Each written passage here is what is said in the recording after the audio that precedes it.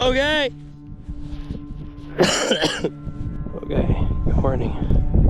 Well, Shane and I spent the night in the truck.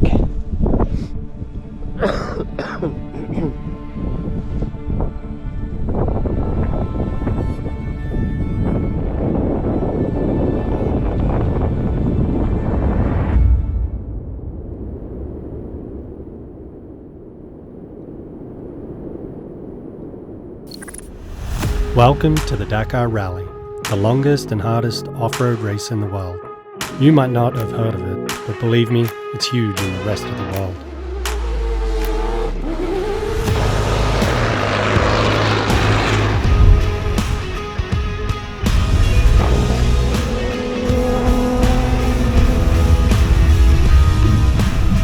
Taking place over 14 days and covering almost 8,000 kilometers, the rally traverses the deserts of Saudi Arabia.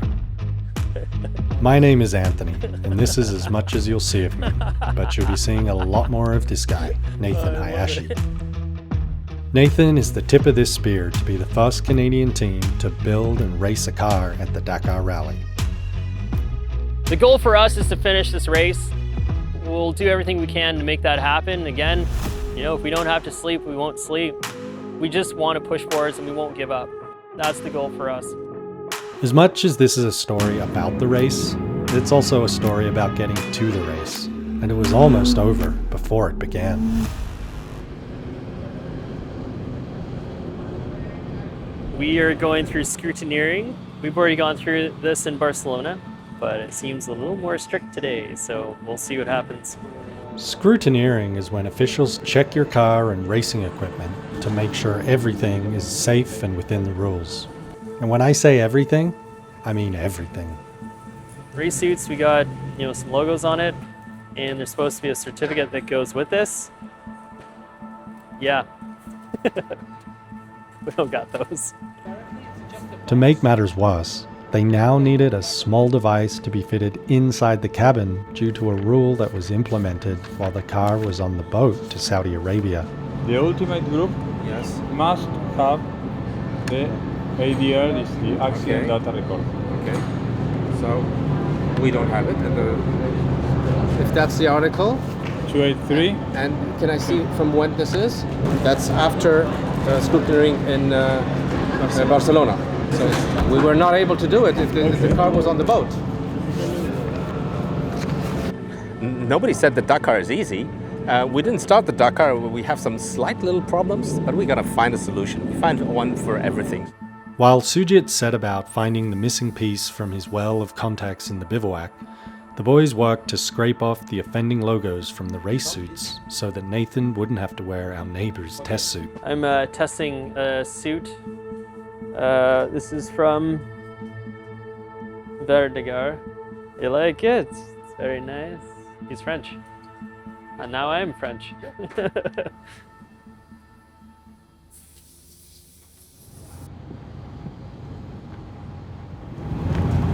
All good? Good job for yesterday.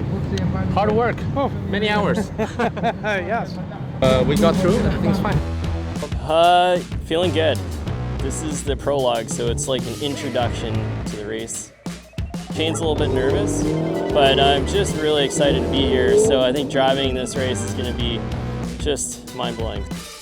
We're surrounded by all these Ultimates, and then here we are with our Ford Bronco Raptor from Canada.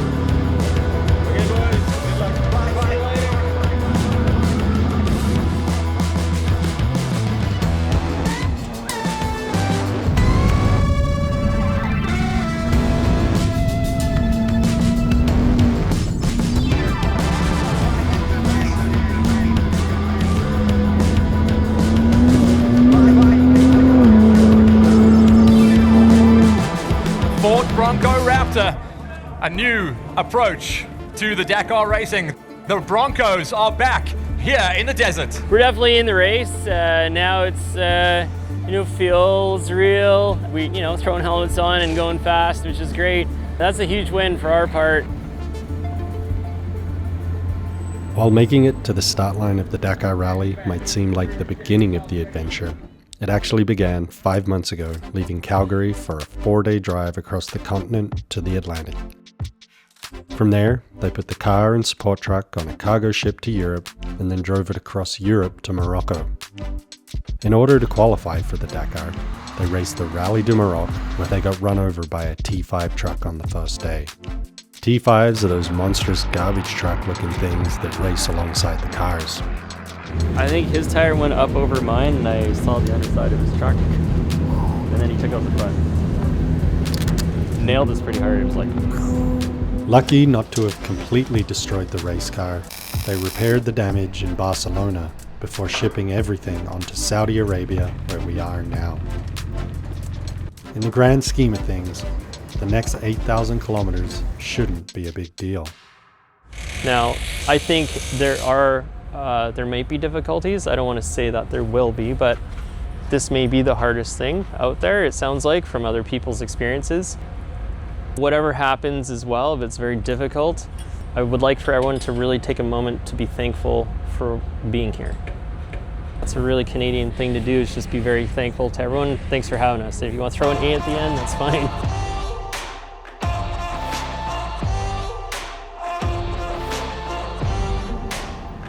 I feel good, so my voice is not working, so I think I talked too much yesterday. I'm pretty excited to drive. Got some flashy new suits from Ford, so it's gonna be a good day today.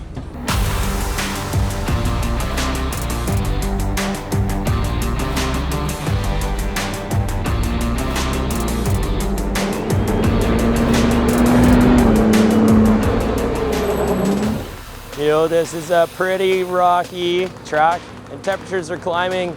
Spirits are good. We're having a fun time in the truck. We're passing big trucks passing us. We're passing UTVs are passing us. It's kind of fun. A little bit of hopscotch going on. Spirits are great.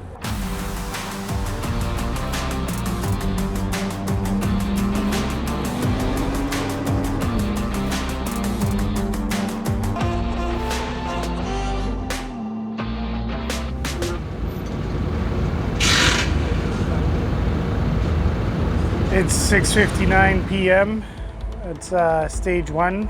We're looking on the GPS locator for Nate and Shane, and they've been pretty stationary for about 15 to 20 minutes, so hopefully they're just stuck a little bit, nothing too serious, and they're working to get unstuck, and hopefully it's nothing more serious. You cut the green cable, engine is run right now, and fan doesn't work. Just fan doesn't work, so it's like you have overheat all the time. Where's my hero? How are you? How are you?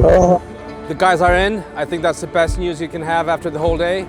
It was a tough day for them, for us as well. Mentally, we were struggling to know what's happening on the stage, but now they're back and we're all happy. Tomorrow, next stage. We've got some work, so let's hope for the better. Oh, we made it. Well, she's a hot lady. It's a Canadian car. It's not used to this kind of heat. Some little tweaks.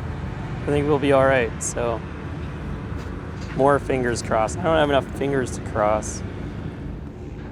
In an inverted version of the classic Cool Running story, what draws someone from the frigid mountains of Canada to the extreme heat of the desert? I grew up ski racing, and I raced fists.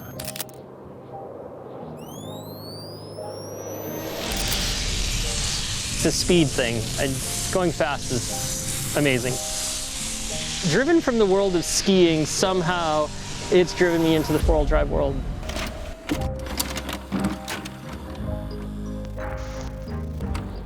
And then Luc Alphon, a ski racer who was very well known. We used to watch him growing up to analyze our ski racing with his on VHS.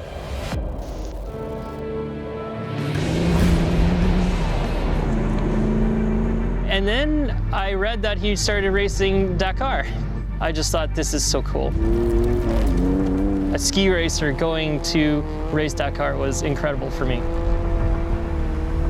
and winning it. Yeah, absolutely. And I thought that was just incredible. But it is one of these races that you would never think that you'd be able to enter or complete or even start. For me personally, the driver really is not looking back when I'm older to say, I should have done that.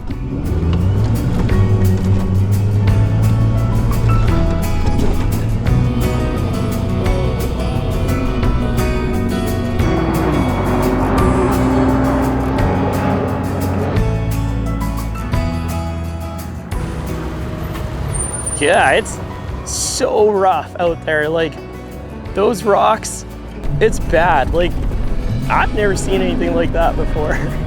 I can't believe this thing's taken this kind of abuse. Just rolling off the factory floor, like, it's crazy to think. There's no upgrades. Sweet. What Nathan says here is true. The car he chose to bring to the hardest off-road race in the world is a fully stock Ford Bronco Raptor you could buy from a dealer. Sure, it has 14 inches of suspension and 37-inch tires, but all they added was a roll cage, larger fuel tank, and some required safety features. For better or for worse, the same car you can do your groceries in and go camping in for the weekend was now being subject to the same terrain as purpose-built, prototype off-road race cars.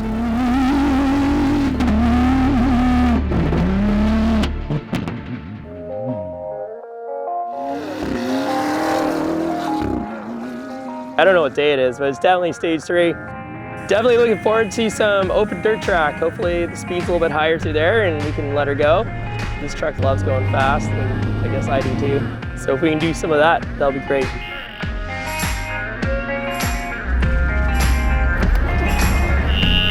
It's not that way, it's not that way, it's that way.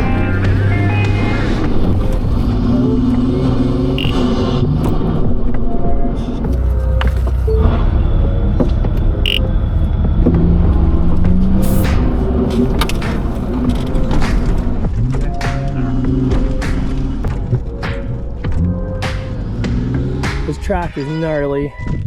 It's so stony and rough. We got a flat tire. Well, today's your lucky day. Tire number 2, blown. Not that far away from tire number 1. And we were driving slower, trying to preserve it. And it's just that bad here. Nice job, Shane. This is gonna be a punishing drive all the way back, but we're going to the finish. But it's beautiful. Like, the mountains are amazing. We feel like we're on Mars, but we got a race to run, so we're gonna get back at it.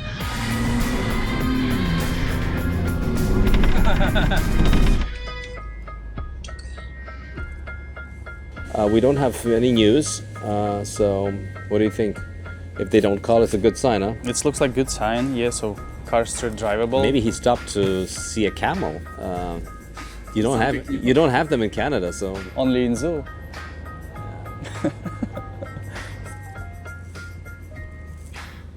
The boys did make it home, but this was the 3rd stage in a row where they came home really late. The next 2 stages were the marathon stages, and with no outside help, there was a real worry they might find their limit. Yeah, it's only 2:30 and we have to be up in 2.5 hours, 3 hours to go. It's fine. It's good.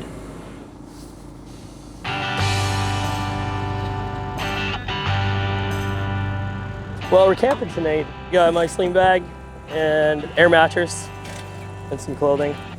It's supposed to be cold. Tonight we're not going to a bivouac to get technical support. Shane and I have to look at the truck and make sure nothing's busted and then fix what we can and then keep going the next day. So it's like 450 kilometers today, and tomorrow's another 350, I think, or 375. So that's a bit of an endurance. The marathon is a throwback to the original rally when racers slept in tents and worked on their own vehicles. Founded in 1978 by Thierry Sabine, who, while lost in the Sahara, had a vision for an adventure that would begin in Paris and traverse the mythic expanses of the desert to finish in Dakar.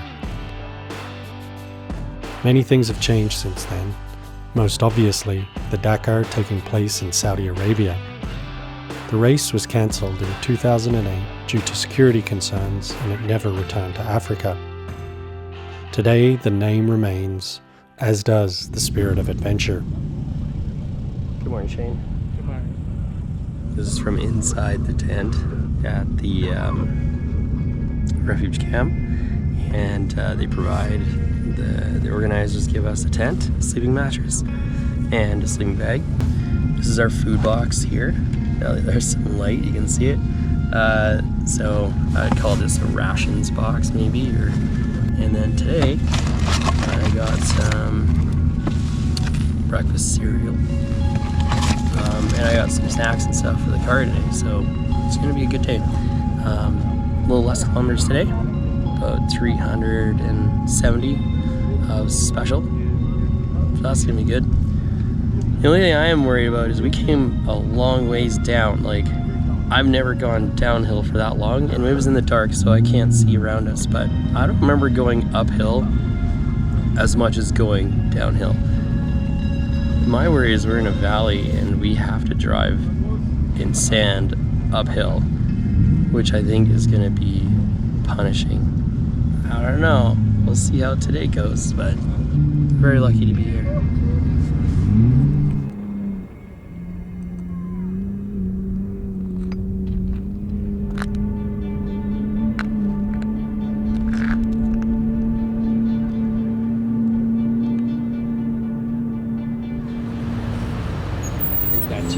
I don't know. How are you? My God, congratulations. Thank you. Have you noticed any difference today arriving to this bivouac? Yeah, it's weird. I can see some stuff. I see people. There's light. Yeah. And there's daylight. It's weird. Yeah. It's daylight. Usually That's it's dark. It's dark. But well, really, you've done a great job. Hey, nice to see you, guy. Good job. Thank you. Yeah, it feels like it's slowly coming together, and teams are really like gelled. It's nice. Everyone's doing what they need to do, and we're doing what we have to do, and you know, we're just pushing to finish. That's it.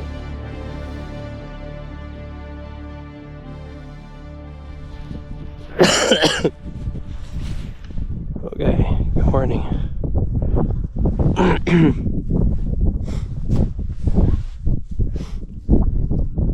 Well, Shane and I spent the night in the truck. We lost the transmission line. Thanks to assistance from one of those large T5 trucks that had run them over in Morocco, the boys got the car running again and finished the stage the following morning, just before the cutoff time. Thankfully, it was a rest day, but the day was half over before they even made it to the bivouac. Shit, fellas. Oh my god. Okay. Oh, sorry, there's some garbage in the truck. Didn't leave the truck for the whole 2 days. Are you sleeping? Terribly. I slept in that seat all night. Hey, that's my hero. We made it. You know, Shane was saying this is really truly the spirit of Dakar. Sleep in the middle of the desert, just pushing to get back before the stage closed, which was a 23-hour stage, and I think we had like 1 hour to spare. So I'm sure the rest day is going to be a long day, but it's okay. It's just normal now. There's that saying in Alberta where it's like, you're lucky you got a horseshoe up your ass. I figured he's straightening it out as he goes.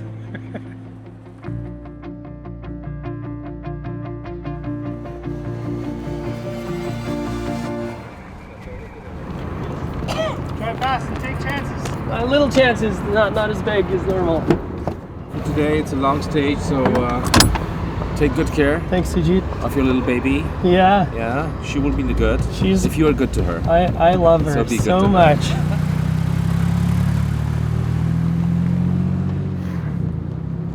Week 2, Misha. It's hard every time to see how car go on a race because you never know what's gonna happen.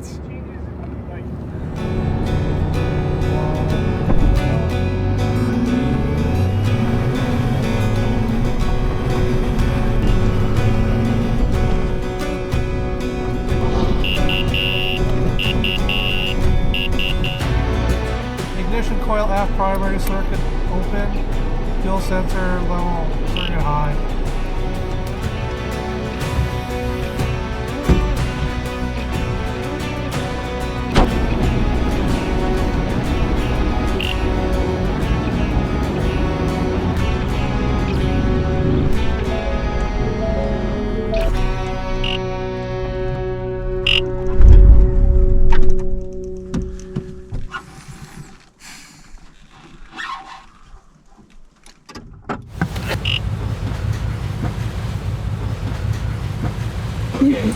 How are you? We made it. Shane! Still have like a bit of a weird thing with the car, but some sort of mount underneath I think went bye-bye. It may not be there anymore. So in classic Dakar fashion, Nate managed to break the motor mounts. So the boys have got a long night of mending and repairing to do ahead of them. Probably be another all-nighter. There's been a few times kind of right now where I'm really questioning my life choices. But in the end, I hope the grapes are worth the squeeze. Hopefully we can get across that finish line without any missed stages. Yeah, it's gonna be a tough one.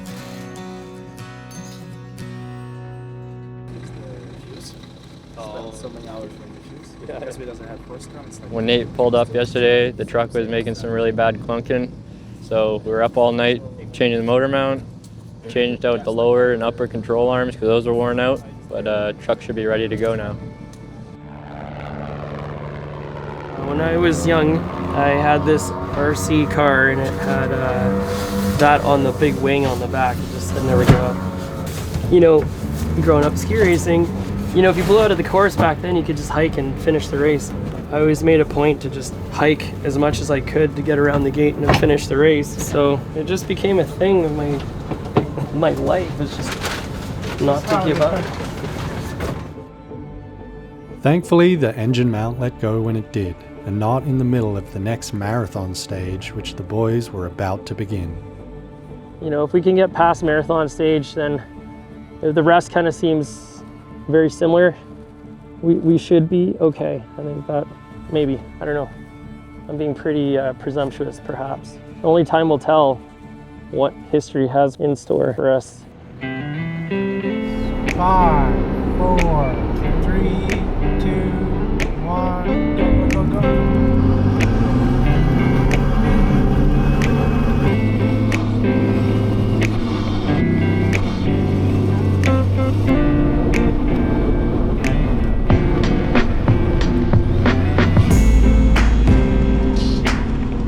What we found here. Fesh in the middle of nowhere. There should be no reason for this. This is what it looks like to be stuck. Okay, we're gonna pray our friends at Prometheon will pull us out.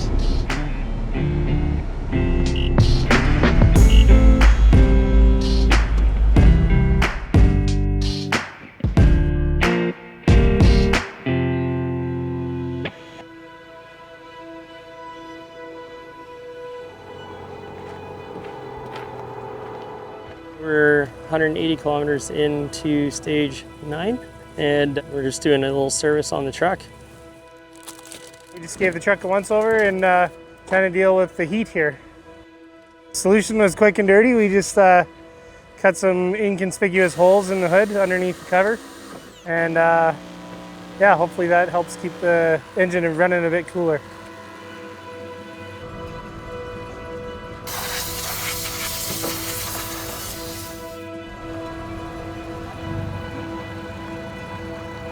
Well, once again, they will get into the bivouac very late tonight, so let's hope for the best.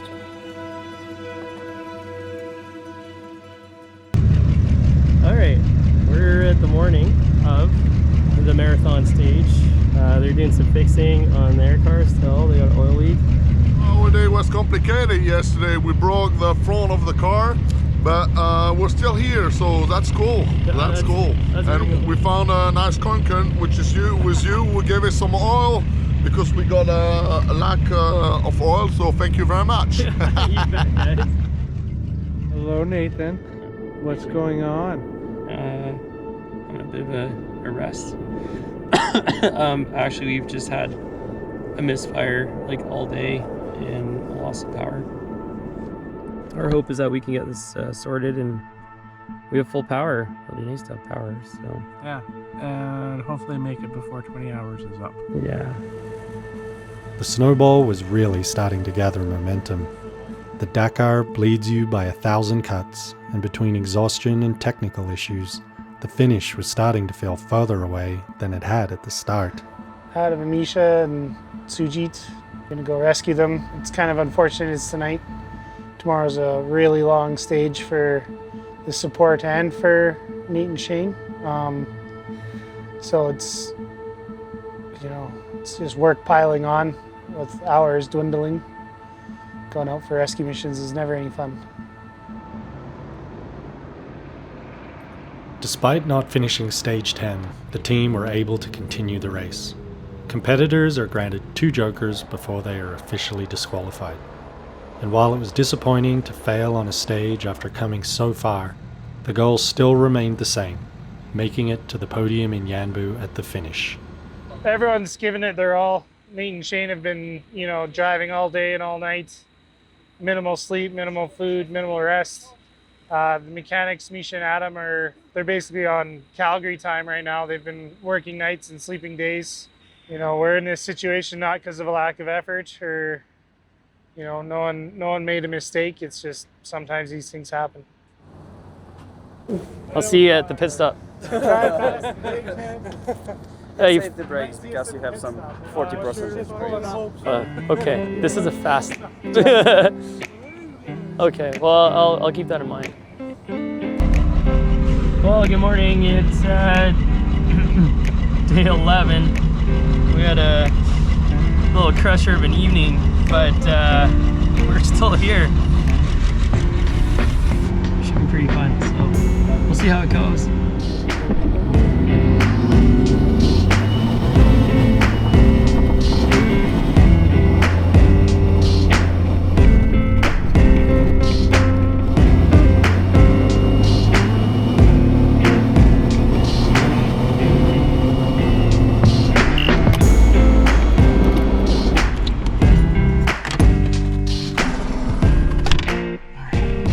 Rock with the windows down.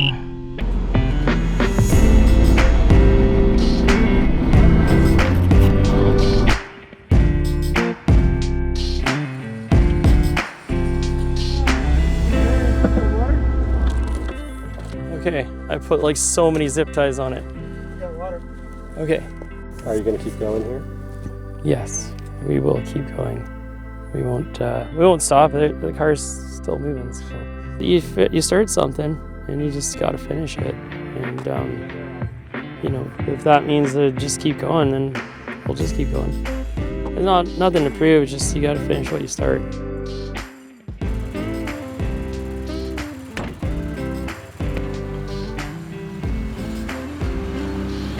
The determination is there. I mean, he's so stubborn, I would say, and he knows that he will do everything to get to the finish. They could have withdrawn a long time ago, but they're still there. So just cross the fingers so he gets to the finish line. Just 2 more stages to go.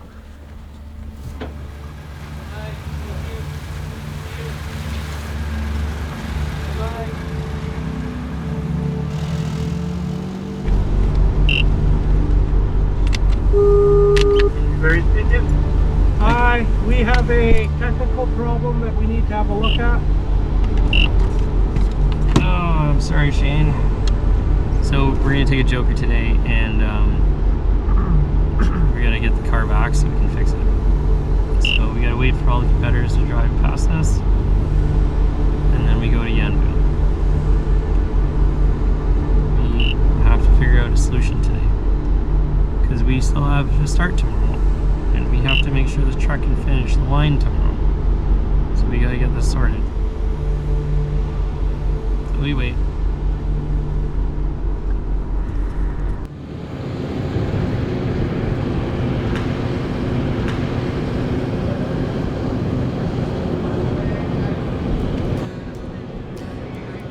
The ultimate goal for us is improving ourselves and also the vehicle that we use.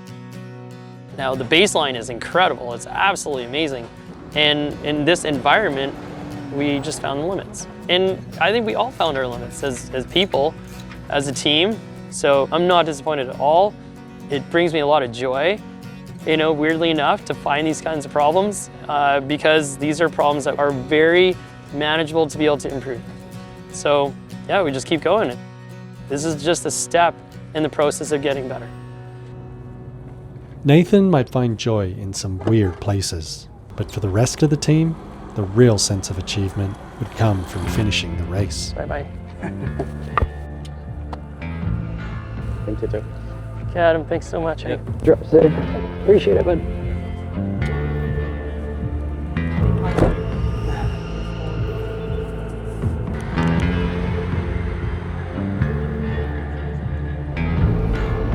Kilometers to go.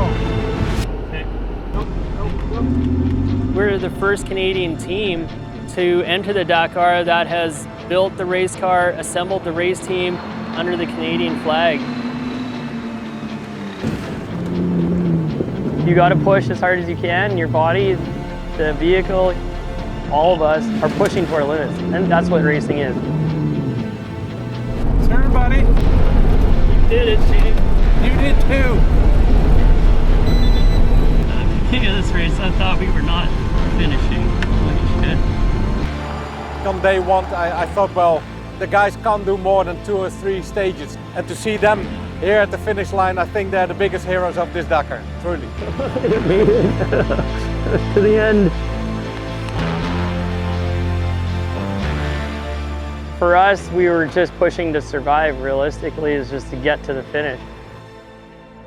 This is the beginning. You know, our goal is to bring more people here. Our goal is to build more race cars and for us to have a very solid platform. So this is the start.